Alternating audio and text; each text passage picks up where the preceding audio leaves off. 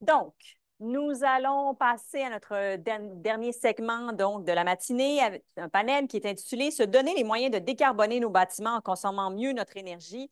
Donc, avec moi, trois experts de l'énergie. Vous verrez qu'ils ont des visions différentes sur plusieurs enjeux, des positions aussi assez campées. Alors, ça donnera assurément un débat dynamique.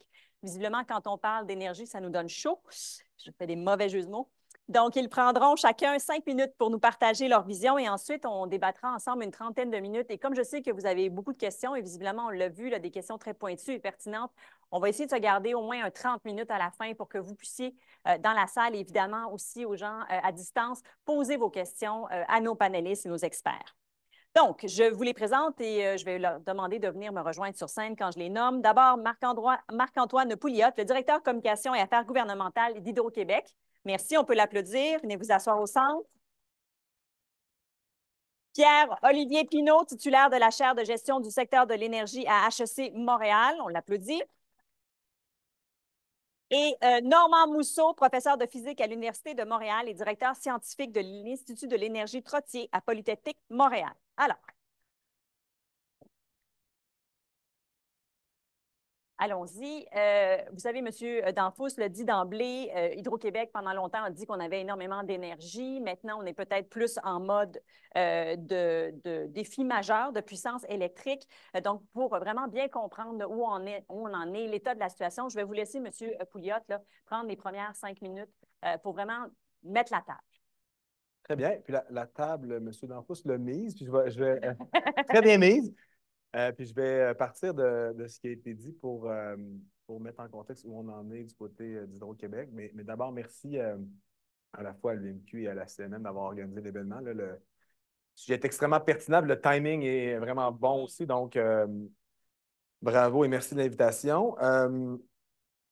Donc, présentation de M. Danfous, je suis d'accord pratiquement avec 90% des choses qui ont été dites, mais un élément sur lequel je veux revenir, c'est le fait que les choix qui ont été faits il y a 10 ans, c'était pas uniquement les choix d'Hydro-Québec en vase clos. Je pense que la société québécoise, à l'époque, était à un endroit précis et ça a généré des choix que nous, Hydro-Québec, on a fait, mais pas seul.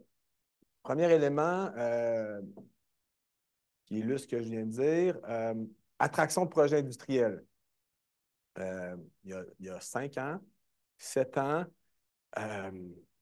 tout le monde travaillait au Québec pour attirer des projets énergivores, y compris les municipalités dans certains cas. Vous avez donné l'exemple de la crypto-monnaie. Nous, on a été pris par une immense demande, étant donné que les tarifs sont extrêmement bas, qu'il y a de la disponibilité électrique. On a fait des gestes pour stopper ça sur le plan réglementaire, parce qu'on avait l'obligation de desservir, bon, c'est compliqué. On fait des gestes pour ne plus être obligé de les desservir. Mais on avait la pression de plusieurs municipalités qui voulaient des projets dans leur localité, considérant le fait qu'on était en surplus énergétique. Donc, ça, c'est premièrement. Centre de données aussi, même chose. Donc, ces projets-là, sur lesquels la société québécoise travaillait, dans certains cas, ça a pris du temps avant qu'ils atterrissent. Puis là, ils atterrissent en 2022, 2023, 2024, à un moment où la situation énergétique a changé. Deuxième élément, les exportations. Même chose. On était, société québécoise, très préoccupée sur le fait qu'on avait des surplus, ce qu'on considérait des surplus, et on avait beaucoup de pression à l'Assemblée nationale. La pression, c'était Hydro-Québec, c'est quand les contrats d'exportation vont se réaliser. Le gouvernement du Québec avait un thème, c'est la batterie du Nord-Est. Puis on a travaillé en conséquence, Hydro-Québec. On a travaillé en conséquence, on a travaillé pour signer des contrats d'exportation à long terme. Ça a été hyper compliqué. Donc, ça a commencé en 2014, 15, 16, 17. Ça a été hyper compliqué aux États-Unis. Puis là, bon, ils ont atterri 2022, 2023 avec des confirmations légales que ça pourrait se faire à un moment, encore une fois, où la situation énergétique avait changé. Dernier élément, gaz naturel, en 2015, 2016, 2017, même jusqu'à la présente décennie, il n'y avait pas vraiment de projet de décarbonation du bâtiment dans les municipalités. La société n'était pas là. La société n'était pas là, donc il n'y avait pas des projets concrets d'encadrement du gaz naturel comme celui qui a été présenté précédemment par par la CMM. Au contraire, les municipalités demandaient des extensions du réseau gazier. Donc là, c'est où on était il y a quelques années. On n'est plus là du tout. On s'entend là-dessus. On est complètement ailleurs. Donc, il y a des projets de décarbonation. Il y a énormément de projets industriels qui sont autorisés par le gouvernement du Québec. Et là, les projets d'exportation, ben, vont se réaliser. On a des contrats signés. On va les faire. On va les faire. Donc, renversement de situation extrêmement important. Puis là, la question, c'est maintenant qu'est-ce qu'on fait? Comment on travaille ensemble? Puis le bout sur lequel je suis totalement d'accord, c'est l'importance d'un partenariat extrêmement étroit entre, je partais pour dire Hydro-Québec et les municipalités, mais c'est même au-delà de ça. C'est un projet de société, c'est l'ensemble de la société québécoise, l'ensemble des forces vives, parce que ce que notre plan d'action met de l'avant, augmentation de la production électrique, efficacité énergétique, amélioration de la qualité du service. Impossible que nous, Hydro-Québec, on fasse ça seul. Totalement impossible. Plusieurs acteurs de la société ont un rôle extrêmement important à jouer, puis nous, on est là présentement. Là. On conclut dans les prochains jours une tournée du Québec où on a rencontré les municipalités dans chacune des régions. On a rencontré groupes environnementaux, syndicaux, groupes d'affaires. On a essayé d'être le plus exhaustif possible dans nos rencontres qui visaient à améliorer, bonifier, aller chercher des inputs sur le plan d'action. Puis, on a une série de conclusions, mais la conclusion fondamentale qui va être au centre de la suite des choses pour nous, c'est l'acceptabilité sociale est incontournable. Puis, le plan d'action, la transition énergétique, impossible que nous, Hydro-Québec, on le fasse en basse cour, on le fasse seul. Donc, point de convergence avec M. Danfous, puis je crois avec l'ensemble des gens dans la salle. Merci. Peut-être que là-dessus, à ce moment-là, on pourrait dès maintenant clarifier cette collaboration-là. Entre autres, je reviens sur le projet d'écoquartier à Saint-Bruno de Montarville. Qu'est-ce qui s'est passé exactement là, par rapport, on a mis ça un peu sur la glace. Est-ce qu'il y a, quand on s'est parlé déjà au départ, on s'est dit est-ce qu'il y a une mauvaise communication? Est-ce que c'est un exemple à ne pas refaire? Pouvez-vous nous donner votre point de cloche là-dessus? Là? Sur la décarbonation et les règlements municipaux dans l'ensemble, je pense qu'on a évolué Hydro-Québec dans les derniers mois. Au fil de nos discussions avec les municipalités notamment, aussi avec le fait qu'on s'est doté d'un plan d'action pour vraiment travailler plus intensivement sur l'efficacité énergétique et augmenter la production. Donc, on a été, il y a peut-être 8 mois, 10 mois, dans une perspective beaucoup plus défensive là, sur la question des règlements sur les bâtiments neufs. On voyait le bilan énergétique, on voyait l'augmentation des projets industriels, les projets de décarbonation et les choses allaient très, très vite. Donc, on était, je l'ai dit, dans une position plus défensive. Actuellement, pour le bâtiment neuf, on a travaillé avec la Ville de Montréal, on a travaillé avec l'UMQ, on travaille avec la CMM, on travaille beaucoup avec le gouvernement du Québec également qui réfléchit à une réglementation à l'échelle du Québec. Donc, on n'est plus dans la perspective de ne pas électrifier le bâtiment neuf.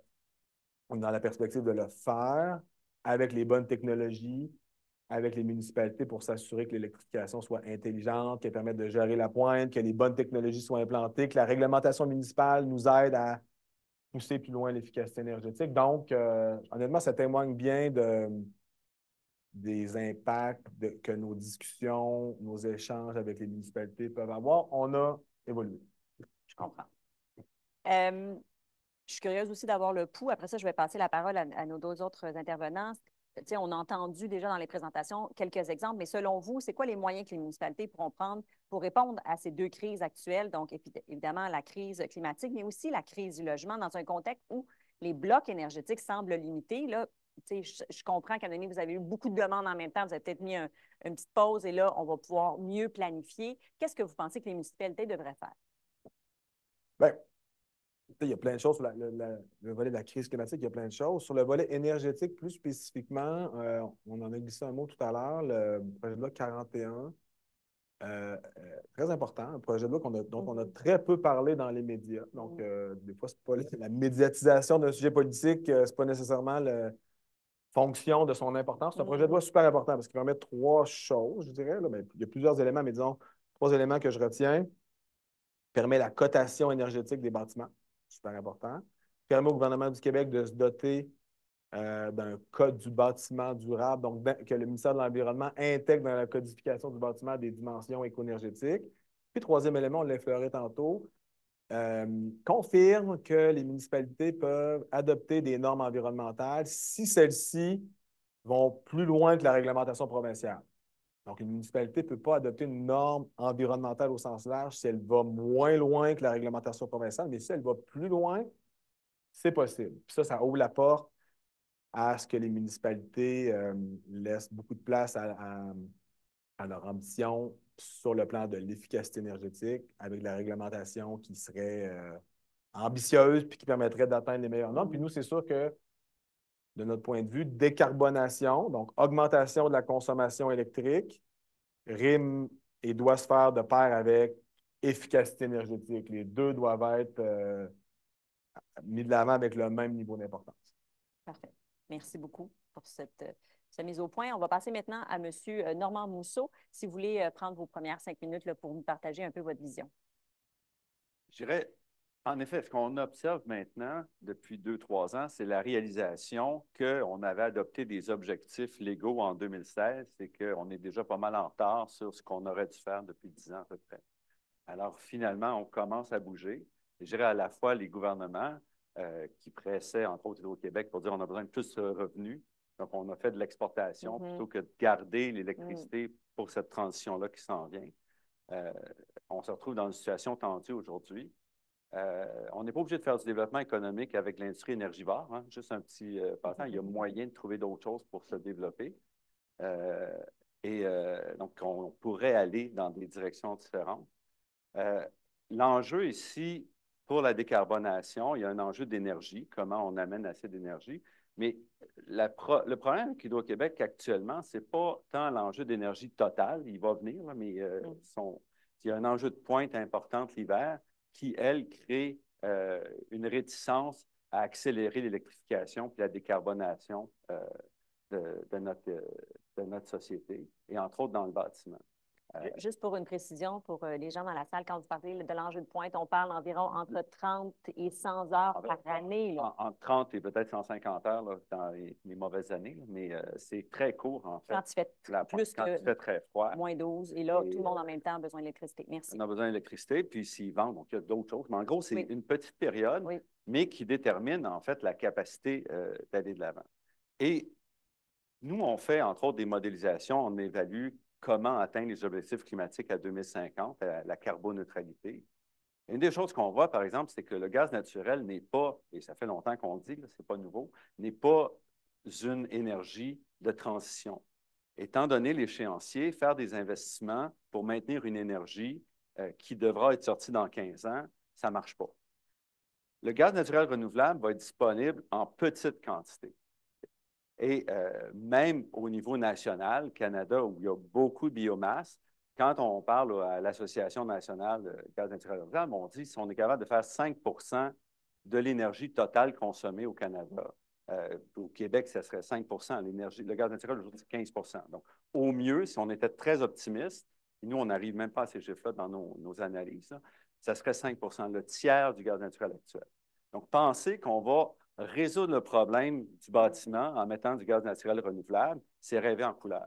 C'est une solution temporaire qu'il va falloir redéfaire dans 10 ans parce que le gaz naturel renouvelable va être obligé d'être utilisé là où c'est le plus essentiel, qui est du côté industriel. Pour moi, et l'analyse qu'on fait, nous, ça ne tient pas la route. Et on a développé, donc, notre proposition, c'est, oui, il faut gérer la pointe, qui est un enjeu. Selon nous, la pointe ne devrait pas être la responsabilité d'Hydro-Québec. Donc, on ne peut pas répondre à la pointe par des tarifs. Pourquoi? Parce que si c'est 100 heures par année, bien, des gens comme moi vont juste dire, bien, je paierai 200$ de plus, puis je n'ai pas besoin de changer mes habitudes. Et donc, c'est la réponse à des enjeux comme ça, de pointe, simplement sur des tarifs, est faible. Et la capacité de répondre. Donc, on a besoin de structurer la réponse à la pointe en disant, les nouveaux clients d'Hydro-Québec devraient avoir l'obligation de gérer la pointe. Donc, la pointe n'est pas dans la responsabilité du distributeur et dans la responsabilité du client. Évidemment, ce n'est pas l'individu, c'est-à-dire qu'il faut s'assurer que le bâtiment a ce qu'il faut pour gérer la pointe de manière complètement décarbonée. Donnez-moi un exemple de comment ils pourraient gérer cette pointe-là, les nouveaux bâtiments. Ça peut être, fait, on peut dire, je ferme la moitié de la maison. Okay? Ça, c'est une solution. On va dire, je structure ma maison ou mon bâtiment de tel que je ferme la moitié, je la mets à 5 degrés, puis je chauffe le restant. Voilà, une façon de gérer la pointe. Ça peut être du stockage thermique, ça peut être une meilleure isolation qui va donner une inertie thermique plus grande. Donc, ça peut être de la géothermie, ça peut être donc, il y a toutes sortes de façons. Et ce qu'on a besoin, c'est de développer des solutions. Présentement, on n'a aucune vision au Québec pour dire comment on structure le développement de solutions technologiques, comment on abaisse les coûts, puis comment on s'assure de répondre à ces besoins-là. Tant que tu mets le GNR, là, qui est la partie facile, bien, tu ne soutiens pas l'innovation, tu ne soutiens pas le développement de ces technologies-là. Qu'est-ce qu'on va faire dans 10 ans? Bien, on va toutes les importer parce que quelque part ailleurs, on se sera rendu compte que c'est ça qu'il faut faire. Donc, pour nous, la solution, c'est dès maintenant, imposons cette contrainte-là. Disons au bâtiment, vous devez gérer cette pointe-là. Puis il y a des aspects intéressants en résilience aussi, parce que si on a ces outils-là, si on a des pannes d'électricité et autres, on peut gérer ça, on peut utiliser ces solutions-là pour nous aider. Et soutenons, avec un vrai plan de développement sur 10 ans ou quelque chose, un programme où on va financer au début, donner des aides au début pour développer ces solutions-là, abaisser les coûts, puis aller de l'avant de telle sorte que dans 5 ou 10 ans, on n'a pas besoin de subventionner, ça va se faire automatiquement, ça va être dans la norme. Et il faut intégrer une vision à long terme. Là, présentement, on est encore à penser demain matin, sans se projeter, sans voir où est-ce qu'on s'en va en 2050, qui est l'objectif légal du gouvernement fédéral et une aspiration au niveau du Québec. Mais on fait partie du Canada encore, donc ça fait partie de notre obligation. Et à ce moment-là, les municipalités ont peut-être cette force-là de se dire, s'il y a une nouvelle technologie au niveau des bâtiments, on va l'utiliser, on vous garantit qu'on l'utilise dans 100 bâtiments. Donc, on peut, à ce moment-là, avoir une économie d'échelle ou encourager ces nouvelles entreprises. Les nouveaux bâtiments, c'est quelque chose. On va décarboner plein de bâtiments municipaux. C'est le temps aussi de soutenir ces technologies-là de manière intelligente en disant on va décarboner tant de bâtiments municipaux à travers le Québec, année après année, puis on va structurer, on va avoir des propositions intéressantes, originales, on va assumer les risques, parce qu'il y a des risques avec ces technologies-là, pour gérer les coûts, quand ça ne marche pas, qu'est-ce qu'on fait? Et c'est souvent dans ces secteurs-là. Dans le résidentiel, les risques sont plus faibles. On peut aussi commencer dès maintenant avec des appuis. Puis, on peut à ce moment-là dire, on va garder le GNR, mais on va réduire la part. Ce n'est pas une question de penser que demain matin, on a tout, mais il faut structurer dès maintenant une réponse qui va marcher d'ici 2050. Sinon, on va se retrouver le nez comme on l'est maintenant, après 8 ans, depuis 2016, d'inaction. Là, tout le monde court pour dire on doit faire des trucs d'ici 2030. On va rater tous nos objectifs pour 2030, je vous le rassure. C'est impossible d'atteindre nos objectifs climatiques parce qu'on n'a pas fait ce qu'il fallait faire. Puis, il faut intégrer les autres aspects, transport et autres, dans le chargement et tout. On va mettre ça de côté. Je vous l'avais dit que ça serait dynamique. Alors, je vais maintenant passer la parole à M. Pinault, si vous voulez aussi nous partager peut-être votre vision sur ce qui arrivera d'ici 2030. Parfait, merci beaucoup. Je veux juste prendre, moi, un petit pas de recul, parce que le thème aujourd'hui, c'est la décarbonation des bâtiments. Puis on a parlé d'Hydro-Québec, des surplus, etc., qui n'ont rien à voir avec la décarbonation des bâtiments. Donc, j'étais un petit peu perturbé là, de voir. Mais décarbonation des bâtiments, premièrement, juste pour mettre du contexte, c'est à peu près un des seuls secteurs au Québec où les émissions de gaz à effet de serre diminuent. Donc, s'il y a un secteur sur lequel, en fait, on ne devrait pas trop débattre, pas que ce n'est pas important, ça diminue et ce n'est que 9% des GES du Québec. Et dans le cas des bâtiments commerciaux, ça a diminué de près de 4%. Bâtiments résidentiels, ça a diminué de 58% depuis 90. Donc, c'est un des rares secteurs où on est sur une tendance décroissante. Alors, moi, à chaque fois, je me dis, OK, pourquoi est-ce qu'on parle autant de la décarbonation des bâtiments? Il y a d'autres problèmes. L'agriculture, par exemple, ça a augmenté de 18% depuis 90 et c'est 10% des émissions du Québec. C'est plus important que les bâtiments. Donc, ce n'est pas si important que ça, mais évidemment, la gestion de l'énergie, puis j'étais très content que M. Danfous parle de la mieux consommer dans le plan d'action de l'UMQ. Il faut mieux consommer. Mais avant d'aller sur le mieux consommer, oui, on est en retard, puis je suis complètement d'accord avec ce que Normand vient de mentionner. On est en retard, on n'a pas planifié, puis là, on réalise que 2030 arrive vite, fait que là, on panique, puis là, on se dit, OK, qu'est-ce qu'on peut faire? Puis là, on a l'impression que les bâtiments, c'est quelque chose qu'on peut faire facilement, fait qu'on saute sur le bâtiment, alors qu'en bout de ligne, la tendance est déjà bonne. Et si on veut vraiment agir sur les bâtiments, il faut vraiment agir sur les bâtiments, mais pas tant sur leur décarbonation, parce qu'il y en a très peu, mais c'est sur la gestion de l'énergie. Et comme ça a été mentionné à maintes reprises, ça consomme beaucoup d'électricité, ces bâtiments. Donc, allons sur les enveloppes thermiques, allons sur l'efficacité énergétique, allons sur la gestion de l'énergie dans les bâtiments. C'est ça le nerf de la guerre, parce que ça, on ne va jamais regretter d'avoir fait des actions là-dessus. Plus on fait des actions là-dessus, on va diminuer le gaz naturel, on va diminuer le gaz naturel renouvelable, on va diminuer l'électricité. Ça va nous résoudre tous les problèmes qu'on veut résoudre. Et alors, c'est là-dessus. Si on veut parler de décarbonation du bâtiment, à mon avis, ce n'est pas de ça dont il faut parler, c'est de la consommation d'énergie dans les bâtiments. Et par le biais, ça va amener la décarbonation des bâtiments. On a jusqu'en 2050 pour décarboner les bâtiments. Si on agit sur la consommation d'énergie, c'est là où on va faire les plus grands pas. Fait que de grâce, dans vos municipalités, oubliez la décarbonation des bâtiments, mais parlez de réduction de consommation d'énergie dans les bâtiments. C'est là-dessus que vous allez faire du mieux à vos finances personnelles en tant que municipalité, aux finances personnelles de vos citoyens, que vous allez aider Hydro-Québec à cesser de devoir amener tant d'énergie dans les bâtiments. Donc, c'est la réduction. Et Énergie devra s'accommoder d'une consommation déclinante dans les secteurs des bâtiments parce que vous allez faire de l'efficacité énergétique, vous allez avoir des meilleurs bâtiments. Donc, la première étape, c'est bien comprendre nos bâtiments. Encore une fois, c'est des règlements que vous voulez faire sur le gaz naturel renouvelable, etc.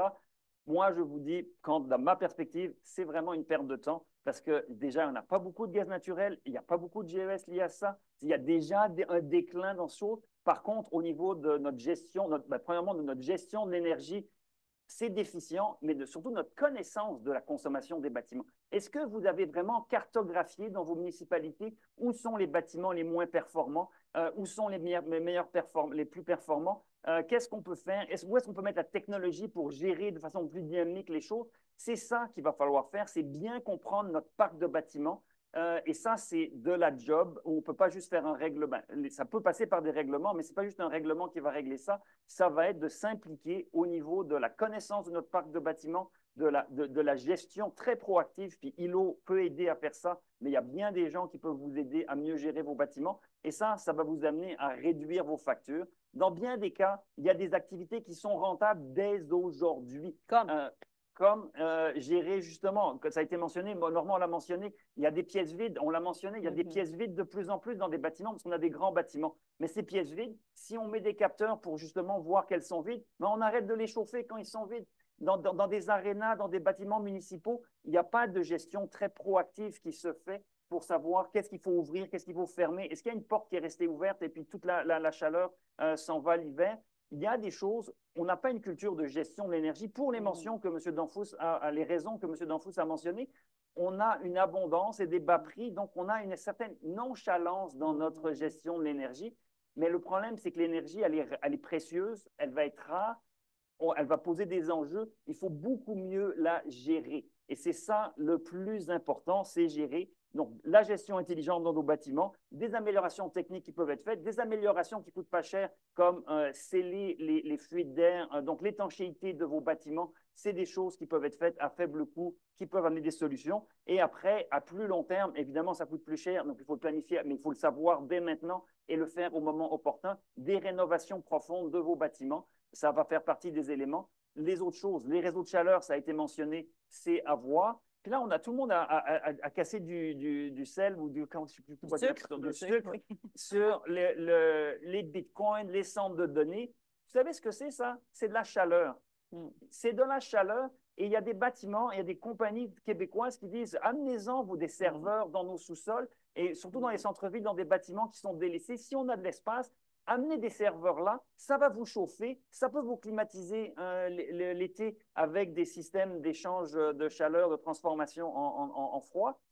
Et voilà, et là, on peut accueillir des gens qui ont des ordinateurs à placer, de l'intelligence artificielle qui est décentralisée, et ça fait un certain développement économique, pas beaucoup d'emplois, mais il y a des gens que ça intéresse, alors ça les fait, et vous chauffez vos bâtiments en même temps. Donc, réseau de chaleur, évidemment, tout ce que j'ai dit reste valable auparavant. Faites des réseaux de chaleur, soit avec vos voisins industriels, soit avec des serveurs qui sont installés. Et Hydro-Québec n'aura pas à vous vendre plus d'électricité dans les bâtiments si on fait ça. Et on va laisser Hydro-Québec faire d'autres choses. Ils ont plein de choses à faire. Si on leur enlève ce dossier-là, ils vont être très contents. Et il y a manière de leur enlever ce dossier-là de la pile de choses à faire. Merci beaucoup, M. Pinault. J'aime votre idée de... On parle d'économie circulaire, mais là, ce serait énergie circulaire qu'on pourrait faire justement avec cette chaleur. Juste pour qu'on mette vraiment bien la table et qu'on comprenne bien, à ce moment-là, quand on construit des nouveaux bâtiments ou quand on rénove des bâtiments existants, est-ce qu'on devrait toujours encore privilégier l'électricité? Sinon, quelles sont les sources d'énergie? Alors, est-ce qu'on peut s'entendre là-dessus? Mais là, je pose la question aux trois.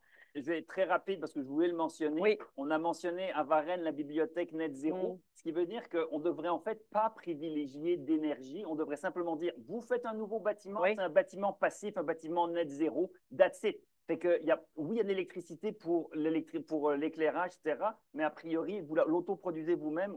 Donc, les nouveaux bâtiments Net Zéro passif. Donc là, il n'y a aucun ajout de nulle part. C'est quoi les 5 critères pour être un bâtiment passif?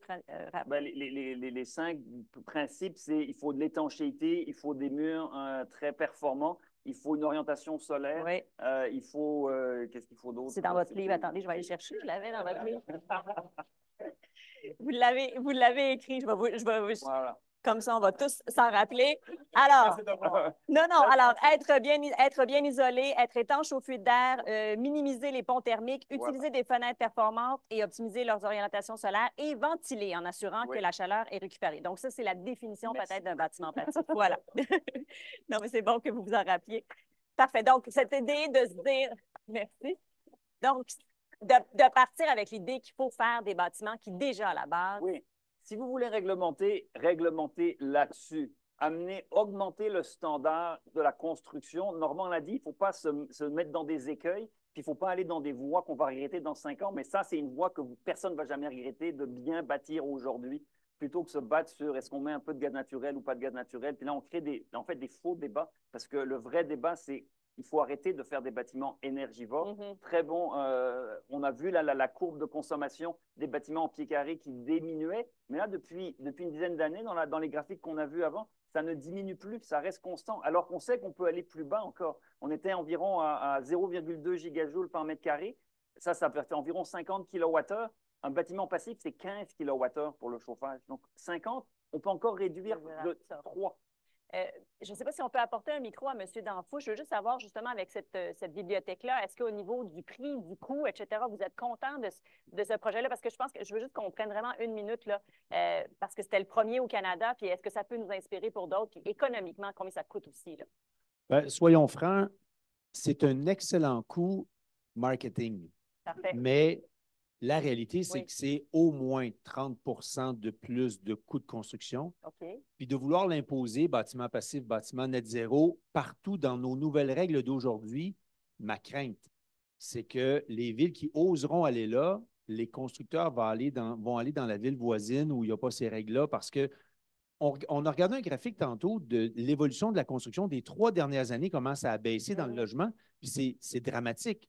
On est dans une crise du logement, puis ça a baissé beaucoup. Les coûts de construction sont énormes. Donc, si on ajoute des règles avec des bâtiments passifs et net zéro, j'ai peur que les constructeurs disent « Oh, alors, un instant, déjà, ça me coûte plus cher dans le contexte actuel, le financement. Puis si on ajoute des règles, mais il faut amener des bâtiments plus performants, oui. Mais jusqu'à du net zéro et du passif, honnêtement, des projets de vitrine, c'est génial, mais de penser faire ça partout, j'ai une crainte que là, ça coûte beaucoup trop cher et qu'on ne puisse pas y arriver. OK, on y reviendra d'ailleurs à ça, mais je veux qu'on reste sur l'énergie. Donc, est-ce que, M. Pouliot, vous allez me dire qu'automatiquement, on devrait se dire que nos nouveaux bâtiments utilisent de l'électricité? C'est quoi votre vision par rapport à ça? Puis, M. Mousseau, je veux vous entendre aussi là-dessus. Certainement que pour la réglementation, la perspective, qui était celle de la Ville de Montréal, qui est celle que l'UMQ a diffusée auprès de ses membres, qui est celle de la CMM. Donc, la perspective de viser le bâtiment neuf, d'abord, c'est la bonne. Je pense que c'est la première chose à laquelle il faut s'attaquer. Maintenant, comment les bâtiments neufs qui n'utiliseront pas du gaz naturel vont être construits? Est-ce qu'il y a un pôle du spectre que c'est le bâtiment passif, entre le bâtiment passif puis une réglementation du bâtiment actuel. Il y a probablement une grande déclinaison de possibilités. Donc, ça, c'est une autre question, mais je pense que la perspective du bâtiment neuf pour le gaz naturel, c'est la bonne. Pour l'existant, énorme défi énergétique. Tout le gaz naturel du bâtiment au Québec, 12 000 mégawatts sont transférés à l'électricité. Donc, c'est le tiers de notre production hydroélectrique à Hydro-Québec existante. On a 36 000 mégawatts installés de production électrique. Si on transférait du jour au lendemain, ça n'arrivera pas, là, mais mathématiquement, si on transférait du jour au lendemain tout le gaz naturel du bâtiment, 12 000 mégawatts. Donc, ce morceau-là, le bâtiment existant, gros défi. Il va falloir vraiment bien y réfléchir pour déterminer avec un plan, comme le disait Normand précédemment, d'ici 2050, comment on le décarbone totalement. Mais je ne pense pas que c'est dans un très, très, très court terme que ça pourra se faire. Okay. M. Mousseau, que pensez-vous, par exemple, de la géothermie? On l'a mentionné à quelques... C'est la confusion. Ah. En termes, on ne chauffe pas l'électricité quand on a une thermopompe.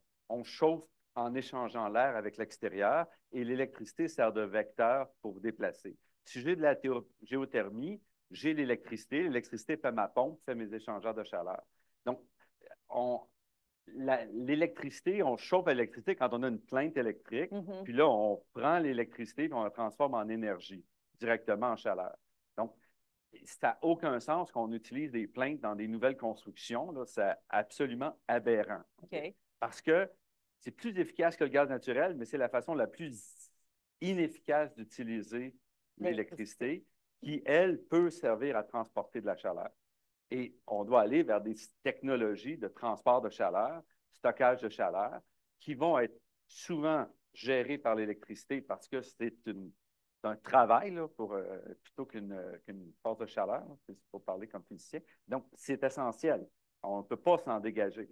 Puis, en effet, l'idée, c'est sûr que le bâtiment fait 9 des émissions de gaz à effet de serre au Québec, mais le problème, c'est qu'un bâtiment, quand on le construit pour longtemps, puis toute modification à un bâtiment est coûteuse par rapport à le penser au début. Fait qu'on peut au moins arrêter d'empirer la situation avec des bâtiments, en effet, qui vont consommer moins. Donc, on a besoin. Le nouveau climat, là, ça existe depuis 15 ans. Il n'y a à peu près pas de maison construite à ce niveau-là. Fait qu'avant d'arriver au passif, là, on a du chemin à faire au Québec. Là. Donc, oui, ça serait bien, là, mais le problème, c'est qu'on n'est pas structuré. On forme là, nos nouveaux gens dans la construction ont zéro formation maintenant. Là, fait que ça s'améliore pour aller vers des nouveaux bâtiments de grande qualité. Là. Donc, il faut passer avec ça. Il faut utiliser des technologies qui vont consommer moins d'électricité pour le chauffage. Il faut avoir des meilleures maisons. Donc, c'est ça la solution. Puis, l'hiver, la pointe, parce qu'à travers tout ça, mon enjeu, et l'enjeu principal, et je suis d'accord avec Pierre-Olivier, ce n'est pas la décarbonation du bâtiment, mais le bâtiment prend tellement d'électricité et a tellement une grande fluctuation dans l'année qu'il faut absolument gérer ça pour être capable de réduire l'investissement dans la puissance, puis dans toutes les infrastructures. C'est pour ça qu'on en parle du bâtiment aujourd'hui. Ce n'est pas en termes de c'est 9 d'émissions de gaz à effet de serre, c'est que c'est l'enjeu crucial pour être capable de décarboner le restant de la société. Et dans ce contexte-là, on a besoin de s'attaquer au problème crucial qui est la pointe avant même le restant. L'été, c'est pas la bâtisse est une passoire, bien, on va climatiser un peu plus, mais ça ne sera pas le problème. Le problème, c'est l'hiver pendant quelques dizaines d'heures ou quelques centaines d'heures, comme on le compte. Et c'est ça qu'il faut regarder pour accélérer la décarbonation du reste de notre société. Monsieur Pouliot, vous avez parlé déjà du projet de loi 41 qui permet aux municipalités de conserver donc leur autonomie réglementaire en matière de lutte et d'adaptation au changement climatique dans le secteur du bâtiment. Est-ce que c'est une bonne chose qu'individuellement, chaque municipalité aura le pouvoir de réglementer de façon différente de sa voisine, par exemple, ou au contraire, les municipalités devraient être unies et cohérentes face aux autres, comme le propose entre autres la CMM là, avec son règlement métropolitain? Est-ce que chacun doit agir seul ou agir de façon concertée, M. Pinault?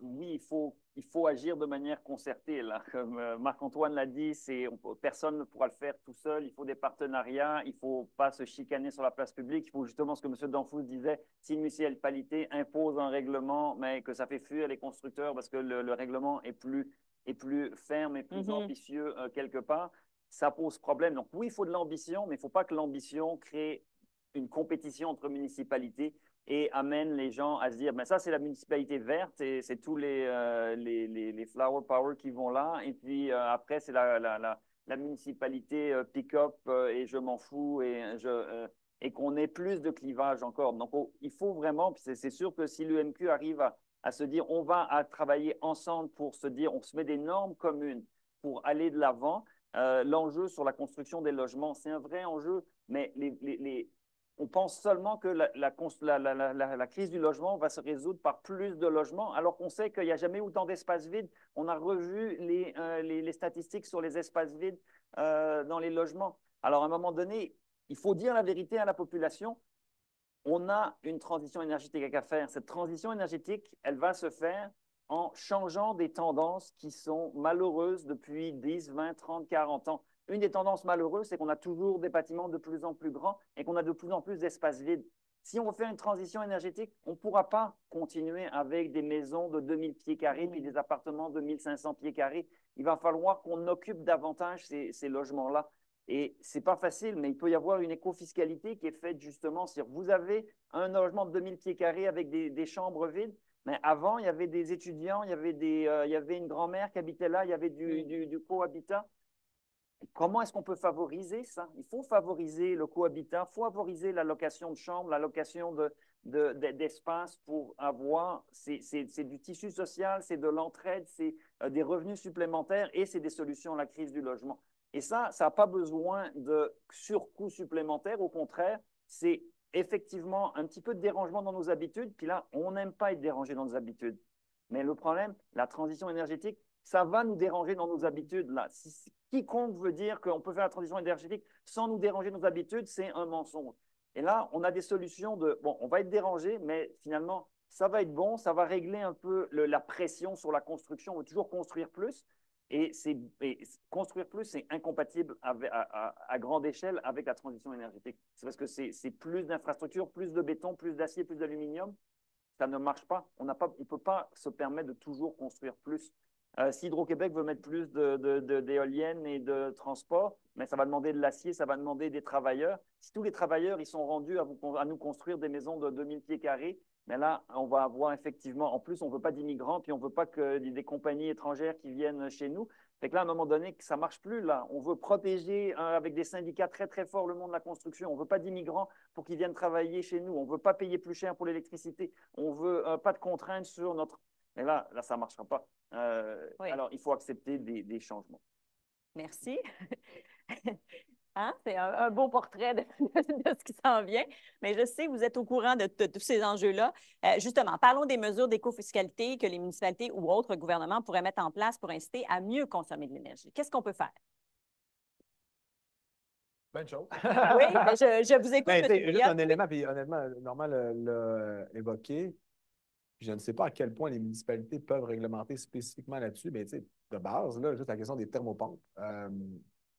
Qu'on construise encore en 2024 des maisons, des bâtiments, mais disons des maisons unifamiliales ou des logements résidentiels avec des plaintes électriques, c'est pas un bon choix. Puis là, le Code du bâtiment durable que le gouvernement du Québec va pouvoir, le ministère de l'Environnement va pouvoir se doter. Nous, c'est un point sur lequel on va appuyer très fort. On appuie déjà, là, on est en discussion avec eux là-dessus, mais est-ce que les municipalités peuvent réglementer là-dessus? Moi, vous dites non, impossible? Bien, moi, en fonction de l'article du projet de loi 41 qu'on a nommé tantôt, qu'une municipalité désormais peut adopter une norme environnementale à effet supérieur aux normes du gouvernement du Québec, moi, si j'étais dans votre chaise, je lancerais une petite question à mon service d'affaires juridiques pour valider cette question-là d'ici 16 h cet après-midi. Non, mais pour vrai, je testerai cette question-là parce que dans le fond, on peut évoquer plein de possibilités en écofiscalité, oui. Mais un élément de base, thermopompe pour le chauffage. Oui, M. Pinault. Ça a été mentionné en préalable là, par Guillaume Tremblay, là, les crédits donnés justement pour une nouvelle construction quand il y avait des récupérateurs de chaleur mis. Mais s'il y a des crédits qui peuvent être mis, on parle beaucoup de bonus-malus pour les VUS, pour les voitures, on pourrait mettre des bonus-malus. Vous ne mettez pas les bonnes technologies, vous avez un malus de taxation. Si vous mettez des bonnes technologies, vous avez un bonus de taxation. Puis ça, ça peut être neutre, puis ça peut vraiment encourager les gens à dire, vous voulez mettre la mauvaise des plaintes, ben, malheureusement, votre taxation municipale va augmenter. Puis, mais par ailleurs, si vous faites de la bonne chose, là, on vous donne des choses. Monsieur Mousseau, là-dessus? Je vais revenir d'abord sur la question précédente. Est-ce que c'est bon que les municipalités agissent de manière indépendante? Oui. On a besoin de quelques municipalités qui tirent le monde vers l'avant. OK? Et les réglementations qu'on a vues tout à l'heure, ils viennent parce qu'il y a quelques municipalités qui ont pris le flambeau puis décidé de déranger tout le monde. Puis là, ça a poussé un peu les autres municipalités à dire on devrait peut-être avancer. En même temps, c'est inefficace, à un moment donné, d'avoir des réglementations qui sont toutes différentes dans un contexte où il y a des transformations importantes, des apprentissages, des technologies à maîtriser, où là, c'est avec un peu d'entente, un peu de synchronisation, mais on peut structurer des développements, des investissements, des tests, des validations, des apprentissages qui sont très difficiles à faire si tout le monde tire de son côté. Donc, c'est les deux. On a besoin d'une couple de municipalités qui tirent vers l'avant, mais après ça, quand on décide d'avancer, c'est bien de le faire de manière structurée puis stratégique. Parfait. Ça, pour moi, c'est crucial. Maintenant, pour les normes d'éco-fiscalité, en termes d'énergie, encore une fois, il y a les questions. Oui, il faut avoir des meilleures normes de construction. Moi, je pense quand même qu'il y a assez peu pour les municipalités de contrôle sur la consommation interne dans le bâtiment là, des résidentiels, par exemple. C'est pas si facile que ça d'aller interagir là-dedans parce que vous n'avez pas l'information, puis vous n'avez souvent pas, à moins d'être à Sherbrooke, par exemple à Joliette, vous n'avez pas grand contrôle de ces tarifs d'électricité. Donc, vous n'avez pas là. Par contre, il y a tous les autres enjeux de consommation énergétique qui sont liés aux tailles et autres, où là, vous pouvez jouer. Vous pouvez, des quartiers où vous exigez des tailles minimales de maison, mais ça, c'est vous autres qui décidez, ce n'est pas moi. Il y a des façons de contrôler la consommation qui peuvent être faites où vous avez de la capacité, vous contrôlez le nombre de stationnements, vous contrôlez, il y a plein de choses qui peuvent avoir un impact direct sur la consommation d'énergie de manière indirecte, mais très, c'est-à-dire de manière, la réglementation ne porte pas sur l'énergie, mais a un impact direct sur l'énergie. C'est là aussi que vous devez agir. Puis, une des choses, c'est la population va augmenter de manière massive. On sous-estime présentement l'augmentation de la population au Québec, au Canada. Il va falloir faire du développement vite. Il faut planifier tout ça de manière intelligente. Si la population augmente de 50 d'ici 2050, ça va faire du monde à loger. Et oui, on va falloir avoir de la flexibilité pour faciliter l'utilisation des espaces actuels, mais ça reste marginal par rapport aux besoins qu'on aura. M. Trudeau a annoncé récemment qu'il allait peut-être diminuer le nombre d'immigrants qu'il va accepter au Canada. Donc, peut-être que ça, là-dessus, on ne doublera pas. Je ne suis pas sûr qu'on ait un si grand contrôle au final, malgré tout. Il ne faut pas trop se leurrer. Parfait. Certains souhaitent que l'application de règlement par une municipalité des prochaines normes provinciales en matière de performance environnementale de bâtiments sur son territoire demeure volontaire. Et là, je sais qu'il y a certains élus dans la salle qui n'aimeront pas ma question, mais là, vous êtes spécialiste de l'énergie. Est-ce que vous croyez qu'actuellement, en 2024, il faille réglementer davantage, que ces réductions de GS, on n'est plus là au volontariat et à la bonne volonté des gens. Il faut que ça soit coercitif parce qu'il faut qu'on avance davantage comme société au-delà de ce que les municipalités voudraient ou pas, là. Je dirais oui, puis le projet de loi 41 que Marc-Antoine a décrit est un très, très bon outil. Puis ce n'est pas les GES qu'il faut autant réglementer que dans le projet de loi 41, c'est la performance environnementale, mais énergétique des bâtiments. Donc, ce projet de loi, à la base, pour les propriétaires de bâtiments, et je souhaite que ça s'applique à tous les propriétaires de bâtiments, incluant les propriétaires de maisons unifamiliales, c'est d'abord divulguer sa consommation d'énergie. Et ça, c'est juste comme lire sa facture d'Hydro-Québec et la mettre dans un registre pour que les gens soient au courant et avant tout que le propriétaire soit au courant. Une fois qu'on a divulgué, après, la deuxième étape, c'est coter. Est-ce qu'on est bon ou on est mauvais? Ça, évidemment, on n'aime pas dire à quelqu'un qu'il il est moins bon. Tout le monde, une société où dit c'est bon, t'es bon, Marc-Antoine. Mais parfois, moi, j'ai fait ça, j'ai coté ma maison et elle est mauvaise. Mon duplex, il a une mauvaise consommation. Et il faut que je le dise, puis il faut que je le dise. Puis à la limite, ultimement, il faudrait comme… Moi, j'aimerais qu'Hydro-Québec envoie peut-être pas des étoiles pour dire que c'est mauvais, mais pour dire si on a un propriétaire consomme bien et a une bonne consommation, Hydro-Québec qui le sait pourrait envoyer une étoile à mettre dans sa fenêtre. On dit, ça, c'est un bon. c'est un bon consommateur. Puis ça, c'est gratuit, c'est gentil. Et là, je verrais mon voisin, c'est un bon. Puis là, moi, je sais, mon duplex, il est mauvais. Là, je me dirais, OK, là, mon voisin, il est bon, je vais faire quelque chose.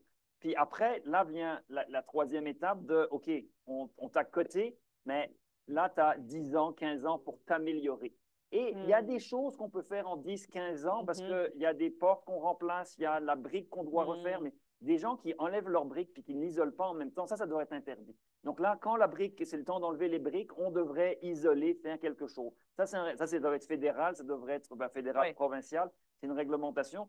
Mais il faut après dire, si tu ne t'améliores pas sur une période de temps, là, il y a des conséquences qui arrivent, puis ça peut être des conséquences de taxation municipale. On a été gentil, on t'a coté, on t'a dit que tu n'étais pas très bon, on t'a donné des alternatives pour t'améliorer. Si après 10, 15 ans, tu t'es pas amélioré, là, désolé, là, il va y avoir le bâton va être sorti.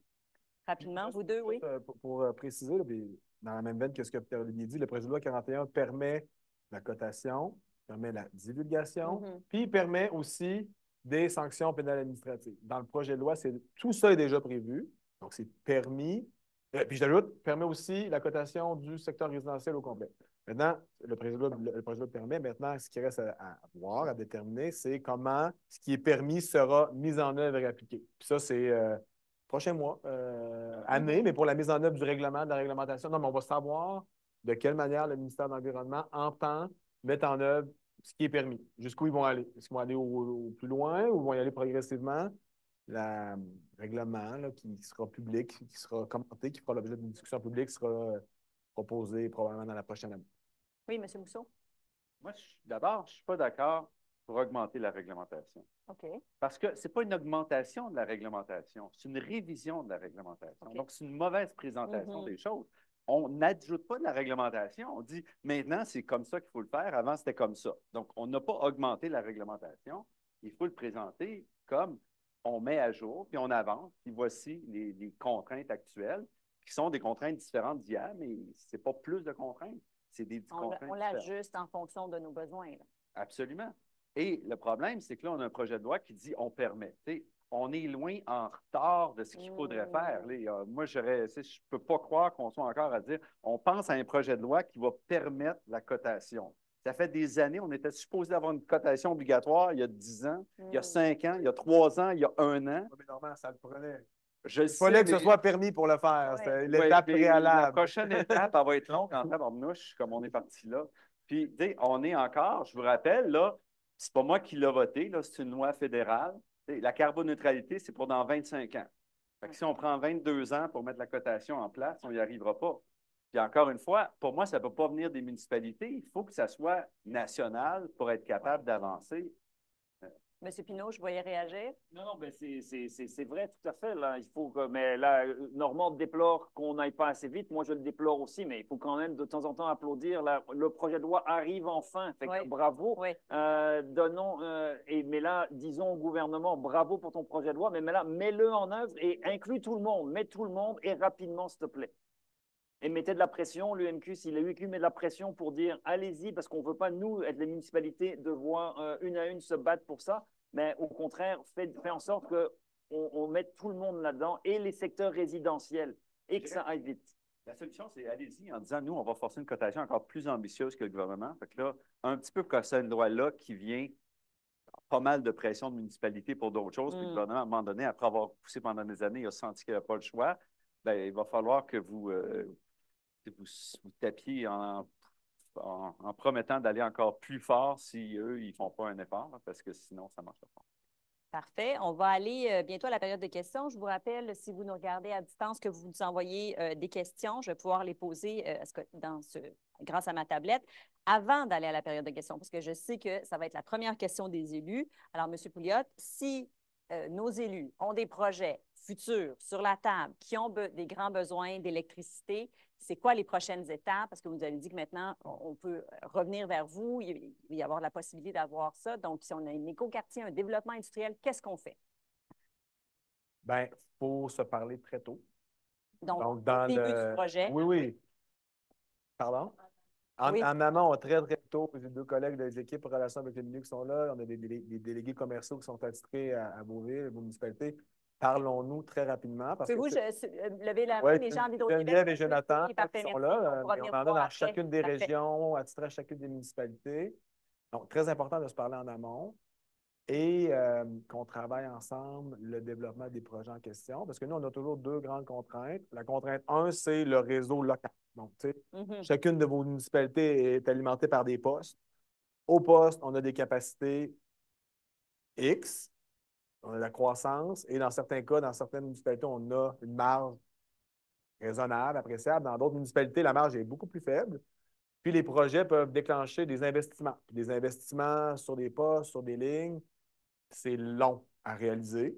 Donc, on a des autorisations environnementales, on a des développements de projets. Donc, les cycles sont relativement longs. Donc, le plus tôt qu'on se parle, le plus tôt qu'on a de la visibilité, qu'on peut prévoir les choses, qu'on peut échanger, aller chercher les meilleures façons de développer les projets. Tu sais, on a parlé de Saint-Bruno tout à l'heure. Bien, à Saint-Bruno, il y avait un élément sur lequel la discussion a eu cours récemment, puis se continue. C'était l'installation d'une borne de recharge électrique pour chaque porte, même dans le multilogement. Donc, exemple, 40 portes dans un édifice à logement, 40 bornes de recharge. Bien, nous, sur la pointe, si les 14 sont branchés en même temps, ça a un impact beaucoup plus important. Donc là, l'échange a lieu, on essaie de voir la configuration, diminuer l'impact à la pointe.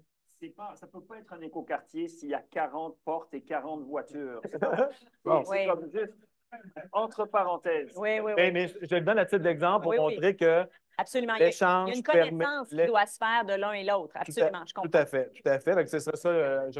Je résumerais, parlons-nous tôt, échangeons, donnons-nous l'information, puis on peut améliorer les choses ensemble. Il y a déjà des municipalités qui pourraient être un peu fin finaux de venir vous dire, moi, j'ai besoin de temps dans 10 ans, puis après ça, les projets viennent, puis on aurait accès à l'électricité. Tout à fait. Non, c'est ça. Puis, bon. Puis voilà. Donc, parlons-nous. Super. Accélérer.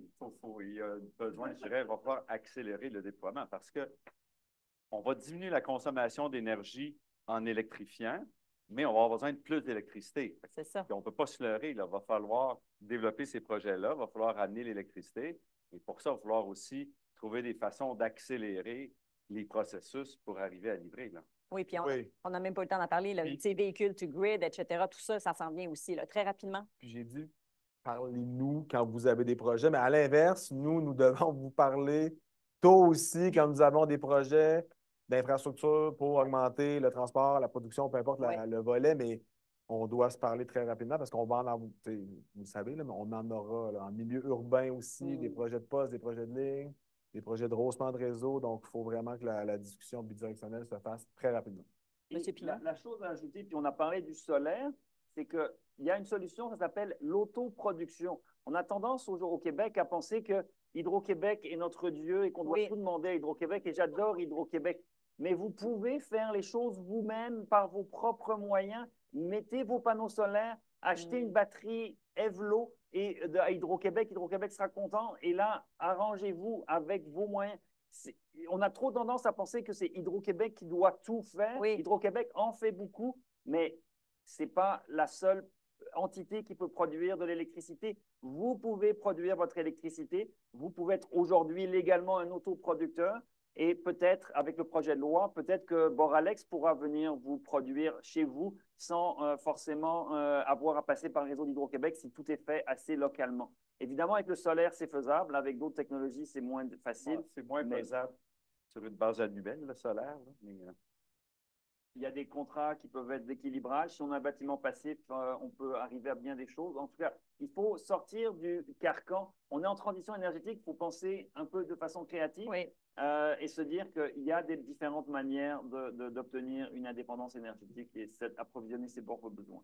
Parfait. On va s'arrêter là-dessus parce que je vous l'ai dit, je voulais qu'on garde une grande période de questions de votre part. Alors, Julie Brunet de la CMM a son micro toujours. Il y a déjà des gens qui ont posé des questions. Monsieur Danfous à l'avant, une question. Il y en a aussi une derrière. Et encore une fois, à la maison ou au travail, si vous voulez m'envoyer vos questions, je vais pouvoir les lire de la tablette. Alors, oui. Merci de vous présenter aussi avant de poser votre question. Oui, je n'avais pas fait ça la dernière fois. Sylvain Ouellette, conseiller municipal à la Ville de Montréal et à l'exécutif de la CMM. Premièrement, j'ai assisté il y a quelques semaines au plan 2035 d'Hydro-Québec. Je trouve ça vraiment intéressant, mais c'est un beau plan, mais au niveau de la tarification résidentielle, actuel, puis je sais que ce n'est pas le contrôle d'Hydro-Québec, là, mais ça fait exactement l'effet inverse. Parce que ce qui coûte cher, c'est le coût de branchement, le réseau, qu'il faut renforcer à cause des changements climatiques, puis la gestion de la pointe, ça a beaucoup été discuté. La tarification actuelle fait en sorte que présentement, c'est les riches qui en profitent, avec votre dernière étude, M. Pinault. Le bloc patrimonial, c'est quasiment scandaleux. On subventionne la faible densité, puis on favorise la mobilité privée avec des autos électriques, alors que de l'autre côté, si on veut diminuer la consommation globale d'électricité, le transport en commun, nous, on a perdu le tarif L. Donc ça, c'est ça, comme commentaire initial.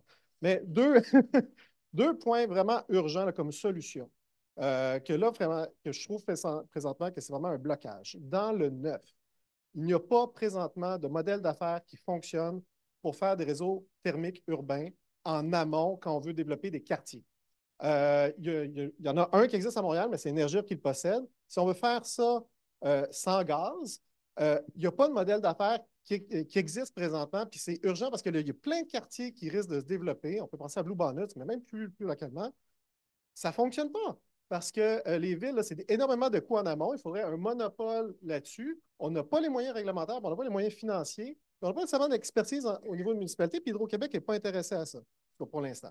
Mais il faut absolument aller là-dessus. Le ministre Fitzgibbon en a parlé, mais on n'a pas de modèle qui fonctionne. Deuxièmement, dans le cadre... Pour mieux comprendre, donc, les coûts de départ extrêmement élevés, donc vous n'avez pas de capacité de les refiler ultimement aux acheteurs. Il n'y a pas de cette mécanique-là qui est possible? Bien, présentement, il n'y a pas de modèle qui fonctionne. Peut-être, à la Ville de Montréal, la Commission des services électriques a un modèle qui fonctionne, mais c'est une loi qui date de plus de 100 ans, puis je suis sûr que dans la loi de plus que centenaire, n'avait pas l'aspect réseau de chaleur. Parce que et tu sais, probablement qu'on pourrait faire même des galeries multiréseaux, des choses comme ça, quand il n'y a pas de gaz, c'est plus facile. Mais il faut urgemment être capable de trouver des modèles, de trouver des partenariats. Sinon, on n'atteindra pas les réductions énergétiques puis la décarbonation. Dans le cadre bâti existant, il y a plein de juridictions en Amérique du Nord qui permettent, puis au Canada, qui permettent d'utiliser la taxe d'amélioration locale utilisée pour un bâtiment. Parce qu'on sait, si on veut, mettons, isoler un bâtiment existant, je veux dire, c'est énormément de coûts que tu étales pendant de nombreuses années. Souvent, les personnes n'ont pas nécessairement les moyens. Et en plus, c'est que si, mettons, pour toutes sortes de raisons, ils doivent vendre avant la période d'amortissement qui peut être très longue, ils n'obtiendront pas nécessairement ils ne reviendront pas dans l'argent, donc ils ne le font pas. Ce que plein de juridictions américaines et canadiennes font, c'est qu'ils permettent légalement d'utiliser la taxe d'amélioration locale.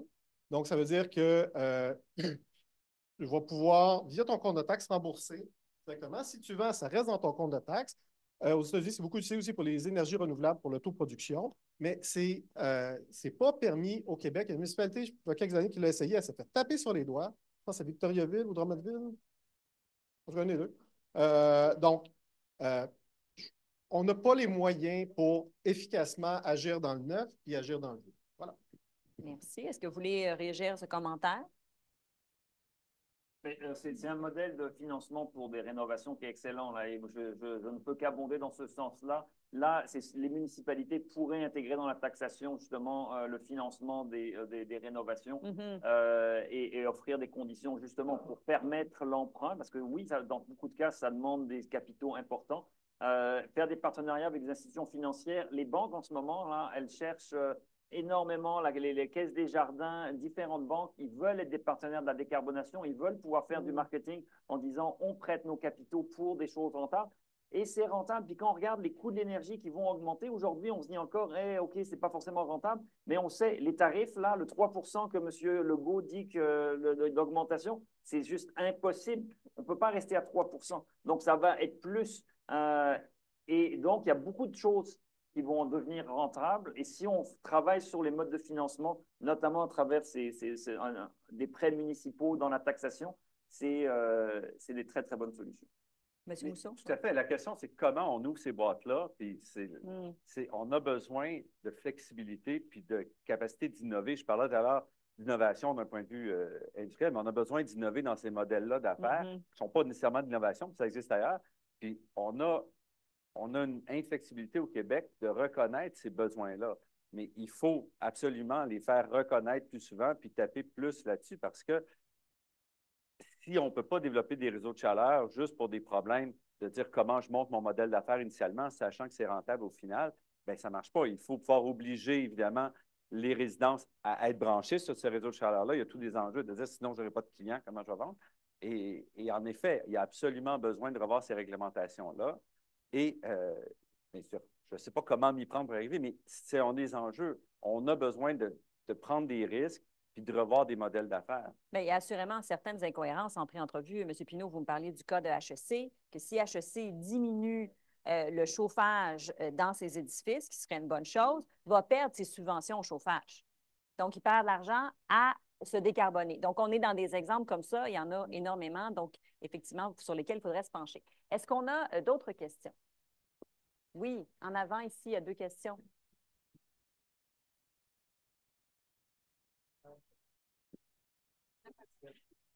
Merci.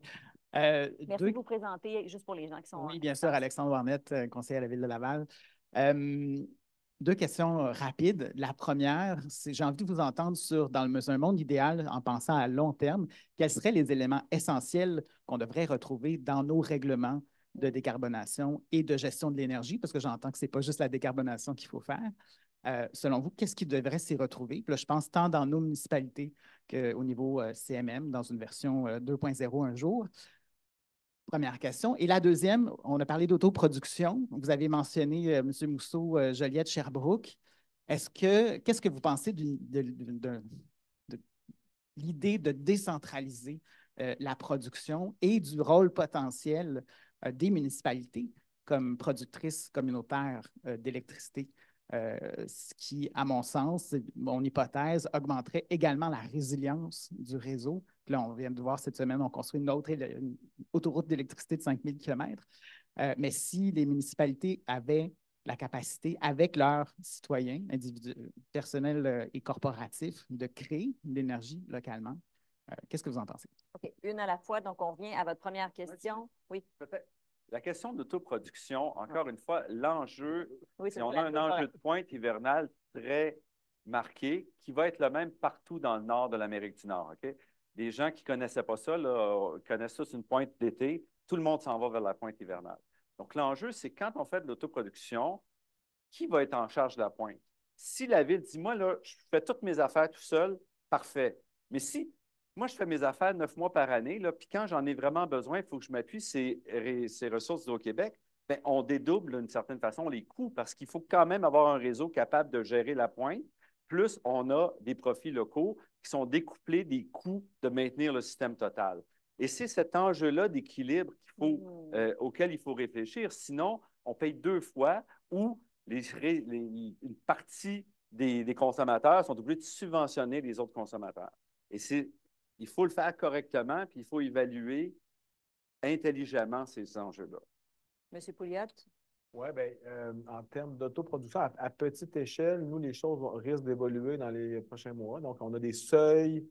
Il y a déjà un programme qui existe qui s'appelle Mesurage net. Donc, les gens mettent des panneaux solaires sur leur maison ou leur commerce, puis peuvent injecter sur notre réseau quand la production dépasse la consommation. Quand ils injectent, on calcule le crédit.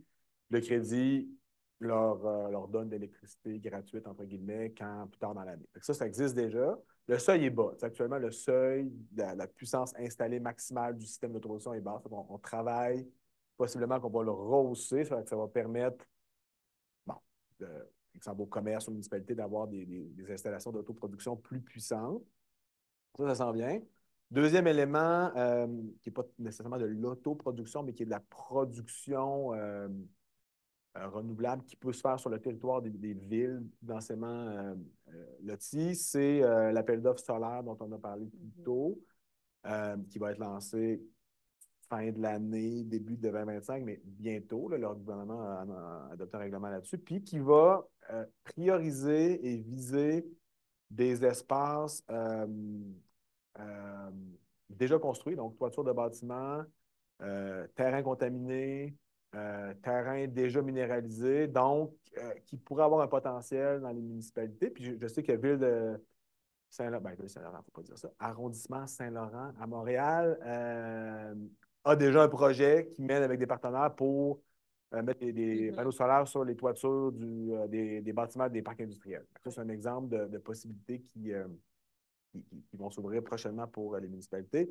À plus large échelle, l'autoproduction très large, indépendamment du réseau d'Hydro-Québec, offre des possibilités, mais je n'élaborerai pas trop longtemps, mais comporte aussi des risques là, dans une société où les ressources sont rares, main-d'œuvre, matériel, etc., et où on doit augmenter considérablement la production, ben, rien ne se perd, rien ne se crée. Si les ressources vont à un endroit, elles n'iront peut-être pas à l'autre. C'est ça, ils deviennent en compétition l'une avec l'autre, effectivement. C'est l'élément sur lequel il faut être vigilant. Monsieur Pinault? Oui, juste sur l'autoproduction, on reviendra à la question après. Ouais, je pense je pense qu'il faudrait encourager la responsabilisation des consommateurs d'énergie d'une manière générale et leur dire, si vous consommez davantage, c'est votre responsabilité. Et vous devez le faire, soit en achetant Hydro-Québec, mais dans ce cas-là, plus un tarif qui est le tarif réglementé ou à des autres. Moi, je serais très ouvert à le faire parce qu'on n'est clairement plus dans les besoins essentiels. Là. On est rendu à un stade où on est au-delà des besoins essentiels. Mais ce qui est aussi très important, pour éviter ce que justement Normand disait et qu'il y ait des gens qui subventionnent les autres, c'est qu'on comprenne on paye quand on paye notre kilowattheure, on paye pour l'énergie, mais on paye pour du réseau aussi. Ça, c'est pas clair dans l'esprit des gens. Il faut que ce soit beaucoup plus clair dans la tarification qu'il y a un prix pour accéder au réseau et il y a un prix pour l'énergie. Et qu'aujourd'hui, on a l'impression que c'est du kilowattheure. Et il faudrait absolument qu'il y ait un prix de réseau et que ça serait associé finalement à la puissance maximale qu'on utilise. Ça serait très, très bon pour la gestion de la puissance parce que les gens, tous les consommateurs, comme les consommateurs résidentiels, pas résidentiels, mais commerciaux et industriels, ils payent pour la puissance et ils payent pour les kilowattheures. Le client résidentiel, il paye juste pour des kilowattheures. Il n'a aucune espèce de notion de j'ai un appel de puissance de 25 kilowatts durant certaines heures, alors que ma moyenne, c'est 5 kilowatts. Ça ne marche pas. Ça cause des enjeux majeurs. Et c'est là où il faut absolument changer pour dire aux consommateurs, non, non, non, non. Et il faut que tu payes pour tes kilowatts et que tu payes pour tes kilowattheures. Et là, moi, je suis pour l'éolien, pas l'éolien, le solaire, je suis pour les deux. Mais là, le solaire, comme on veut garder accès au réseau, le solaire, effectivement, il y a 6 heures le soir, l'hiver, on va vouloir cuisiner, puis le solaire, il va donner 0, puis là, l'appel de puissance, il va être… Là, ces gens-là, ils vont payer pour leur puissance. Et donc là, il n'y aura plus d'enjeu que mentionnait Normand, des gens qui payent pour des gens qui ont du solaire, puis que les riches qui ont du solaire se font subventionner par les autres. Parce que si vous avez du solaire, puis que vous avez un appel de puissance de 10 kW, mais vous payez pour vos 10 kW, et pour Hydro-Québec, il n'y a aucun problème, vous avez payé pour accès au réseau, vous avez acheté moins d'électrons, parce qu'avec votre solaire, vous avez autoproduit, mais c'est très bien, mais vous avez vraiment contribué de façon juste aux frais de réseau qui, eux, sont inflexibles. Donc, ça, c'était la question numéro 2. Est-ce que vous voulez revenir avec la question numéro 1, juste pour qu'on se rappelle bien? Merci. La première question, c'était sur vous, selon vous, les éléments essentiels qui doivent se retrouver dans un règlement, tant de décarbonation et ou, en fait, de gestion d'énergie. Parfait. Donc, oui, on en a mentionné quelques-uns pendant le panel, mais il y a quelqu'un qui veut peut-être revenir là-dessus. Je vais laisser les deux vrais experts en énergie se prononcer. Aménagement du territoire. La première chose, il faut aménager le territoire. Donc, la première chose qu'il faut faire, c'est s'assurer de ne plus faire de l'étalement humain et de densifier. Et de dire, il faut rendre des territoires à la nature, il faut densifier. Et ça, c'est la première réglementation. Ça va être difficile parce qu'évidemment, on a toujours des demandes. Vous avez toujours des demandes pour ouvrir un nouveau quartier, une nouvelle zone industrielle, une nouvelle zone commerciale. On ne peut plus. Il faut vraiment limiter, densifier et après faire après de la réglementation, mais là, ça doit venir au niveau provincial sur les normes du bâtiment, mais pas juste. Donc, resserrer, comme disait Normand, nouveau climat. Moi, je dis ultimement passif, mais évidemment, je serais heureux si c'est nouveau climat ou si c'est des choses qui s'améliorent de ça. Donc, avoir de la réglementation sévère sur les nouveaux bâtiments et la réglementation sur l'amélioration du parc de bâtiments existants. Parce qu'on ne peut pas juste traîner des vieux bâtiments mauvais éternellement. Donc, il faut réglementer sur l'amélioration. Et puis, il ne faut pas réglementer sur le transport, il faut juste offrir des vrais modes de transport, de la mobilité mobile durable, je veux dire, qu'elle soit là et faire payer les gens pour leur stationnement, faire payer les gens pour le kilométrage qu'ils font, faire payer les gens pour l'espace qu'ils occupent avec leurs gros véhicules. Et voilà. Monsieur Mousseau, voulez-vous rajouter quelque chose là-dessus? Ben, je suis d'accord, il faut être structurant. Donc, la chose, c'est qu'il faut avoir des quartiers mieux construits, plus denses, puis où le transport actif est en commun. domine parce que ça va réduire les besoins énergétiques. Ça va à plusieurs niveaux, pas simplement direct en termes de consommation, mais en termes de production de biens, en termes de production d'infrastructures. Et tout ça fait que, parce que c'est ça, l'atteinte de la carboneutralité, le tissu industriel au Québec est responsable de quoi, 40% des émissions de gaz à effet de serre à peu près. C'est pas magique, là. C'est parce qu'on fait aussi des biens, beaucoup qui sont exportés, ça fait partie, mais une partie qu'on consomme ici. Et on ne peut pas s'arrêter simplement à dire à la consommation de l'énergie finale. Il faut inclure les autres. Et ces enjeux-là sont dans l'infrastructure, ne sont pas juste dans est-ce que je baisse mon chauffage à 19 heures. Parfait. Merci.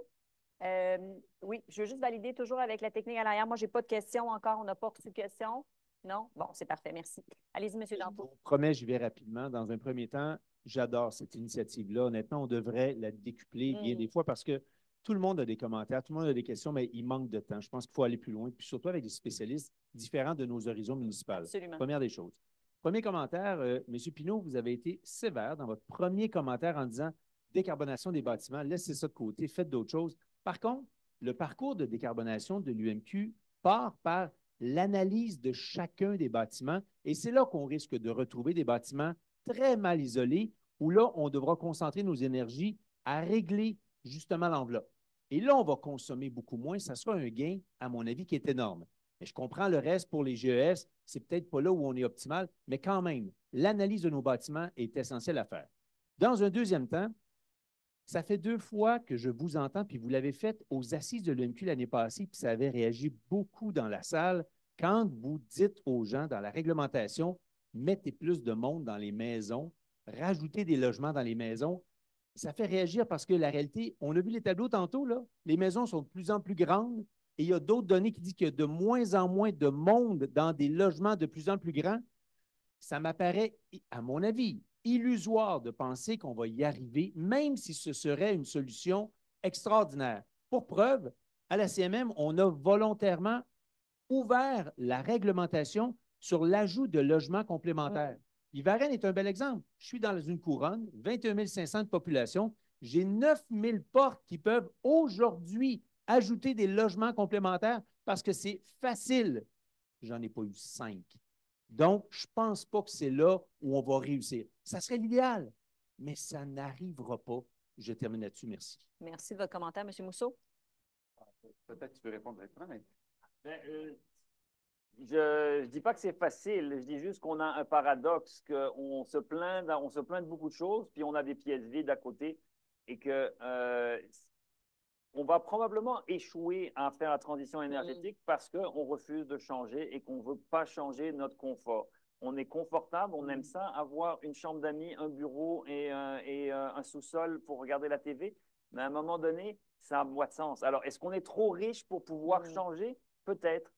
Mais moi, je n'ai pas complètement perdu espoir dans notre capacité à réaliser qu'on peut quand même évoluer. Ça demande de la pédagogie, ça demande d'expliquer aux gens, ça demande aussi de leur faire voir qu'on est tellement chanceux au Québec d'avoir ces 2000 pieds carrés pour les nouvelles maisons que peut-être que cette chance-là, il faut la réaliser et que ça peut nous amener à accueillir notre mère plutôt que de la mettre en CHSLD, se dire, OK, on va la voir à la maison plutôt que s'en débarrasser. Puis ça serait, il y a plein de solutions comme ça qui pourraient être réalisées, mais on est tellement riche, puis on n'hésite pas à s'endetter pour continuer à perdurer dans nos mauvaises habitudes qu'à un moment donné, il faudra juste dire aux gens, est-ce qu'on veut continuer à s'endetter puis à construire des CHSLD qui sont pourris puis qui sont problématiques?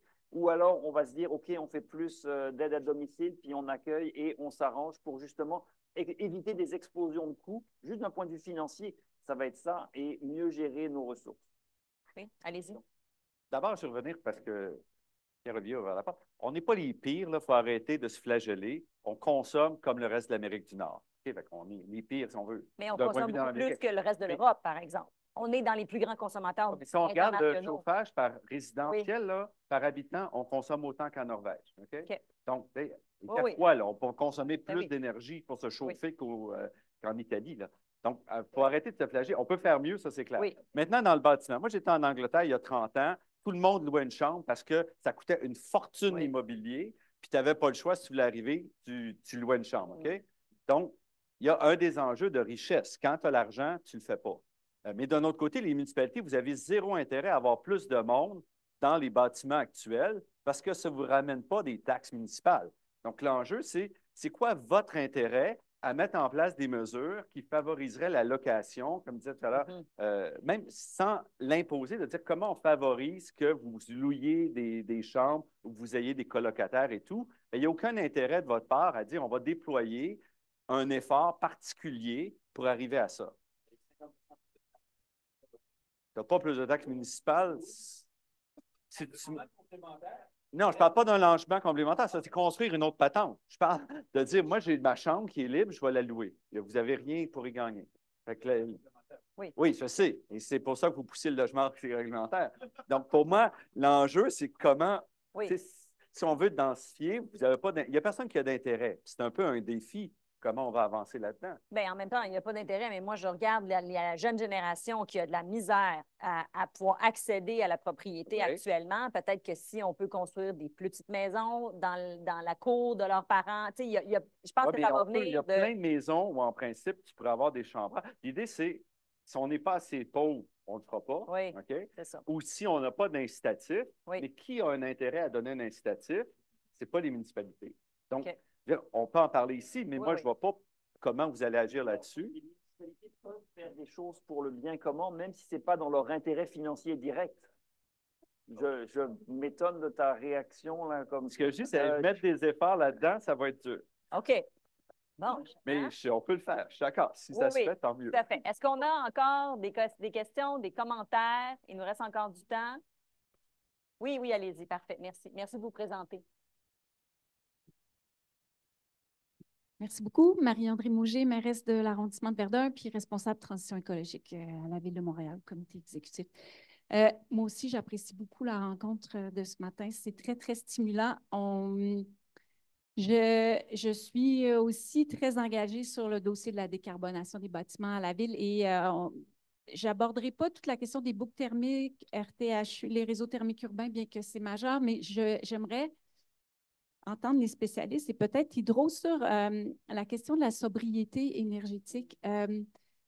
C'est vrai qu'à l'échelle du Québec, c'est 9 des GES, le bâtiment, mais pour Montréal, c'était 26 effectivement, ça diminue, mais c'est quand même là où on peut agir le plus vite.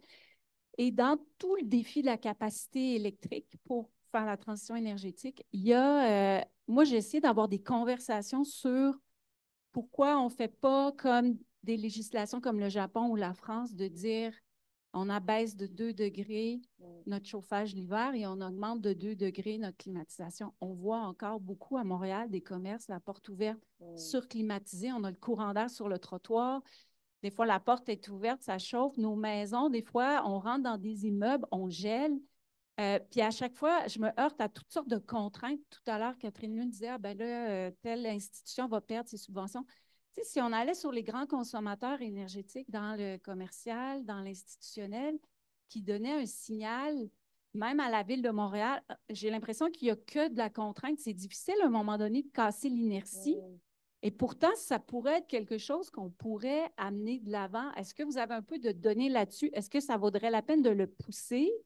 Si on voit que d'autres, à des échelles nationales, pas juste municipales, mais parce que j'ai toujours l'impression qu'il faut identifier des pistes à très court terme, à moyen terme, plus long terme, et d'aller vers certains gestes de sobriété énergétique sans que ça demande trop d'investissement. La mesure serait imparfaite. Là, on sait que des bâtiments où l'enveloppe thermique n'est pas efficace, il n'y a pas de l'efficacité énergétique, mais si on s'assurait au moins qu'on diminue la consommation de façon générale, qu'on oublie le 21 degrés 12 mois par année, moi, j'aimerais ça vous entendre là-dessus. Bien, M. Pinault, je vais aller avec vous parce que j'imagine que vous abondez dans son sens, là. Oui, ceci dit, moi, je pense que les tarifs ont un grand rôle à jouer. Donc, j'aurais tendance à dire les tarifs doivent jouer un rôle dans le résidentiel particulièrement. Mais c'est évident qu'il faut sensibiliser, parce que si on veut sensibiliser sans les tarifs, c'est beaucoup plus difficile. C'est qu'il faut faire 2 fois, il faut pelleter 2 fois, mettre 2 fois plus de publicité, de messages, etc. Parce que les gens, ils vont prendre le petit flyer, ce qu'on va leur envoyer, puis ils vont mettre à la poubelle. Ils ne vont pas le regarder avec la circulaire, etc. Donc, oui, appelé au bon sens, mais malheureusement, notre bon sens ces dernières années nous a amené à avoir des maisons plus grosses, des voitures plus grosses, des télévisions plus grosses. Alors, je veux pas prêcher contre... La vertu, mais oui, il faut mieux éduquer, dire que c'est possible de mettre à 19, de mettre un chandail, puis que de toute façon, il y a plein de pièces dans lesquelles il n'y a personne. Fait qu'expliquer ça, ça peut être bien, et que ça fait diminuer la facture. Et que, donc ça, les gens se plaignent de leur facture d'électricité, ben, ça va les aider. Monsieur Pouliot? Bien, d'accord avec Pierre-Olivier, le volet de la tarification potentiellement pourrait avoir un effet important. Là, on est dans un contexte où le gouvernement du Québec a dit clairement que le résidentiel serait capé de 3 %. Ce qui fait en sorte, par contre, que les coûts, nous, dans le fond, comment on fonctionne au Québec, on a des coûts annuels pour livrer l'électricité aux Québécois, 13 milliards de dollars, puis ce 13 milliards de dollars-là est payé par les 3 grandes catégories de consommateurs, résidentiel, commercial, institutionnel, industriel. Donc là, le résidentiel sera capé à 3 %. Donc les 2 autres catégories, en théorie, vont devoir assumer l'impact supplémentaire. Est-ce que ça, pour ces 2 catégories-là, pourrait générer, par la tarification, un signal de prix qui va générer des meilleurs comportements? Peut-être. Donc ça, c'est pour la situation actuelle. Et nous, on n'est pas le législateur, donc on va composer avec ça. Il y a un élément sur lequel on travaille, puis c'est dans le plan d'action, donc c'est public, c'est la question des grosses maisons. Donc là, sur la question des... on appelle ça maison imposante dans le plan d'action. On réfléchit à une possibilité d'avoir une tarification distincte pour justement envoyer un signal à... On ne parle pas d'énormément. Au Québec, les grosses maisons de cet ordre-là, c'est pas extrêmement étendu, mais on parle peut-être de quelques dizaines, voire 100 000 maisons à l'échelle du Québec, où là, il y a des consommations qui décrochent complètement des moyennes, qui sont dans des spectres extrêmement élevés. Donc, on réfléchit à une façon de tarifer l'électricité en fonction du volume, donc avec une tarification qui aurait plus de sens sur le plan environnemental et énergétique. Mais je me rappelle avoir fait une entrevue avec Mme Brochu à l'époque qui disait est-ce qu'on peut aussi éventuellement regarder, par exemple, vous avez une maison à Outremont, vous avez un chalet à Tremblant sur le bord de l'eau, puis vous avez un chalet aussi dans les cantons de l'Est pour faire du ski, vous en avez 3 maisons. Est-ce que vous en consommez beaucoup d'énergie pour peut-être une famille de 3, 4? Est-ce que ça pourrait être éventuellement tarifié autrement? En tout cas, ça avait déjà été des possibilités. Monsieur Mousseau, là-dessus? 2 points. D'abord, rassurez-vous, la question des tarifs va être réglée très rapidement. OK? Ils vont augmenter, puis massivement, parce qu'on doit faire 185 milliards d'investissements sur 10 ans. Là. On doit donner plus d'argent au gouvernement. C'est le message qui a été passé, parce qu'il n'y a pas assez de revenus qui rentrent dans les coffres pour combler le déficit. Il n'y a pas moyen de ne pas faire exploser les tarifs résidentiels. Okay? Fait que rassurez-vous, on travaille fortement là-dessus. Tous les nouveaux approvisionnements en électricité sont beaucoup plus cher que les tarifs actuels. On va renégocier Churchill. Ça ne sera pas un 1/5 de cent. Ça, je vous donne c'est ça en prime. C'est un scoop. Oui. Là. On ne négociera pas un 1/5 de cent. Rassurez-vous, ce problème-là, on va l'adresser rapidement. Deuxièmement, moi, je ne crois pas à la sobriété énergétique. Les efforts en France, ça a livré 3 % malgré tout. Mais on peut le faire proprement. C'est-à-dire, pour moi, l'idée de sobriété, c'est qu'il faut se priver. On a de la marge pour réduire notre consommation sans se priver. Si on baisse la température dans une pièce où on n'est pas, on ne se prive pas vraiment. Okay? Donc, je pense, avant de parler de sobriété, on peut peut-être parler d'utilisation intelligente d'électricité. Il y a assez de marge avant de dire aux gens, allez geler l'hiver, mettez-vous un 3e chandail. Moi, je ne peux pas travailler à 19, j'ai les mains gelées, qu'est-ce que tu veux? Il faut que je sois à 21 au moins. C'est ma vie. Bon. Parfait. Est-ce qu'on a une dernière question? Ah, il y en a 2 en avant. Parfait. Merci. On va y aller rapidement. Merci pour les 2 dernières questions. Allez, présentez-vous. Marc-André Gattin, maire de Mont-Saint-Hilaire. Alors, ma question, elle est dirigée vers nos autres, mais en préparation pour que notre panel d'experts puis de représentants se prépare. Donc, là, je m'en allais dire une sobriété énergétique dans les transports. Ça serait peut-être une thématique intéressante à aborder éventuellement pour un autre colloque. C'est une responsabilité partagée à travers notre PMAD, à travers différentes instances municipales. On a un mot à dire dans le transport collectif. Donc, je n'irai pas jusqu'à l'austérité joyeuse de M. Dansereau, je pense que... Mais il faudra penser à une sobriété énergétique dans les transports aussi. Je pense que ça pourrait faire une super belle thématique pour un panel éventuel. Donc, messieurs, je vous invite à vous préparer. Puis je vous remercie. Puis, pour nos autres, l'UMQ, CMM, bien, merci. Puis, répétons ces forums-là, hein, qui sont comme des communautés d'apprentissage ou de réflexion. Là, c'est très stimulant. Alors, merci. Bien, merci. Effectivement, c'est un bon point. Puis, on avait parlé de l'importance du transport en pré-entrevue, etc. Mais là, comme on avait tellement de contenu, j'avais décidé de ne pas aller là-dessus, mais je sais que c'est assurément une préoccupation importante. Et vous l'avez dit d'emblée, c'est 43% des émissions de GES. Donc, il faut s'en occuper. Dernière question, merci. Oui, question, commentaire. En fait, surtout là, pour revenir sur la question là, de quel est l'avantage pour les municipalités d'aller à densifier ou à amener les gens à habiter plus à partager leur logement, bien, il y en a de multiples. Là, je dois dire que les municipalités, nous, ça nous coûte très, très cher, là, la question de logement social. On achète des terrains pour les céder, pour avoir des projets de logements sociaux sur notre territoire. Donc, c'est tout à notre avantage d'avoir à créer moins de logements sur notre territoire pour les gens qui sont plus démunis. Donc, il y a des manières de faire. Puis je pense qu'avec le PEMAD, c'est là où on va en ayant des seuils de densité intelligents autour de nos artères où il y a du transport en commun. C'est ce qu'on fait. À la Ville de Laval, on a mis ça de l'avant, par exemple, si on prend le quartier de Pont-Vieux, là, qui est le quartier que je représente, mais qui est en bordure là, du boulevard des Laurentides où il y a du transport en commun, ou à proximité de la station de métro quartier ou de nos autres stations de métro. Eh bien, les maisons unifamiliales qui sont là, si jamais elles veulent se reconstruire, bien, il va falloir que ce soit du multifamilial. Donc, on vient avec un zonage qui vient imposer un seuil minimal.